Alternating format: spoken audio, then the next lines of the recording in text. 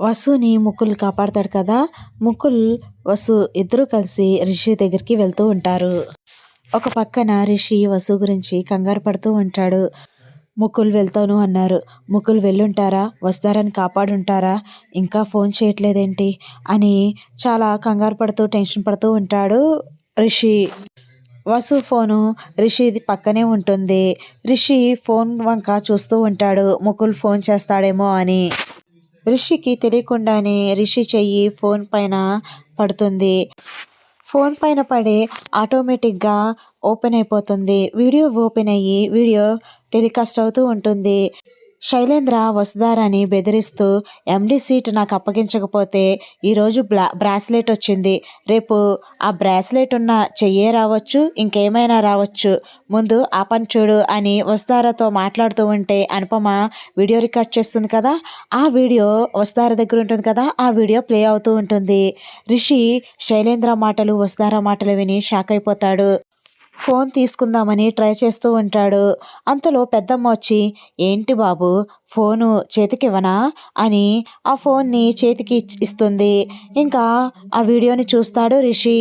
శైలేంద్ర వస్తారని బెదిరించడం చూసి షాక్ అయిపోయి, అన్నయ్య ఎండి పదవి కోసం వస్తారని బెదిరిస్తున్నాడా? అంటే ఎండి పదవి కోసమే అన్నయ్య ఇదంతా చేస్తున్నాడా? ఇప్పుడు వస్తారని కిడ్నాప్ చేసింది కూడా అన్నయ్య అయ్యుంటాడా? నన్ను కిడ్నాప్ చేయించింది కూడా అన్నయ్యేనా అని చాలా ప్రశ్నలతో సతమతమవుతూ ఉంటాడు రిషి.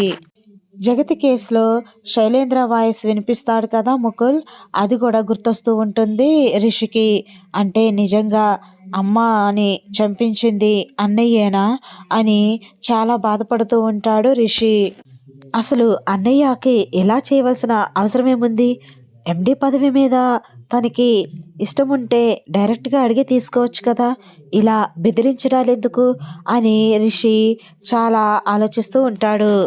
వీటన్నిటి వెనకాల నిజంగానే శైలేంద్ర అన్నయ్యే ఉన్నాడని తెలిస్తే మాత్రం అన్నయ్యని అస్సలు వదిలిపెట్టను అని అనుకుంటూ ఉంటాడు రిషి గట్టిగా.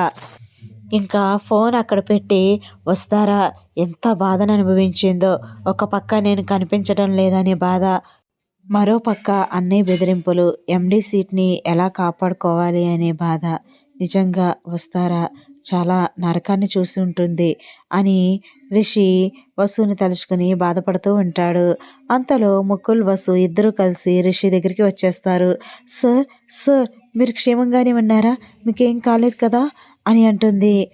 వస్తారా, నాకేం కాలేదు వస్తారా, నేను బాగానే ఉన్నాను. నువ్వెలా ఉన్నావు?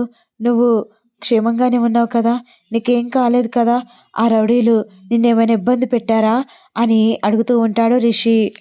సార్, సమయానికి ముకుల్ గారు వచ్చి కాపాడారు అని అంటుంది వసు. ముకుల్ గారు, నేను చెప్పిన వెంటనే మీరు వస్తారని కాపాడడానికి వెళ్ళారు, చాలా చాలా థ్యాంక్స్ అని అంటాడు రిషి ముకుల్తో. చూడండి రిషి గారు, మీ గురించి మేము వెతకని చోటంటూ లేదు. అసలు చాలా మిస్టరీగా ఉంది.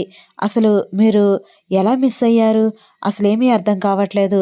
ముందు మిమ్మల్ని హాస్పిటల్లో జాయిన్ చేస్తాము. హాస్పిటల్లో మా పోలీస్ ప్రొటెక్షన్ అండర్లోనే మీకు ట్రీట్మెంట్ జరుగుతుంది.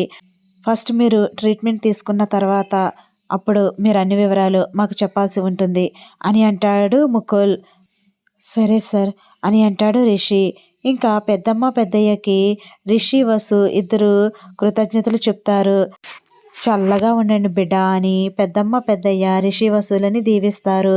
తర్వాత ముకుల్ వస్తారా రిషిని హాస్పిటల్కి తీసుకువెళ్తారు. ముకుల్ అండర్లోనే ట్రీట్మెంట్ జరుగుతూ ఉంటుంది రిషికి. ఈ ఇమాజినరీ స్టోరీ కనుక మీకు నచ్చినట్లయితే ప్లీజ్ లైక్ చేయండి, ఛానల్ని సబ్స్క్రైబ్ చేసుకుని బెల్ ఐకాన్ ప్రెస్ చేయండి. Thanks for watching. Bye bye.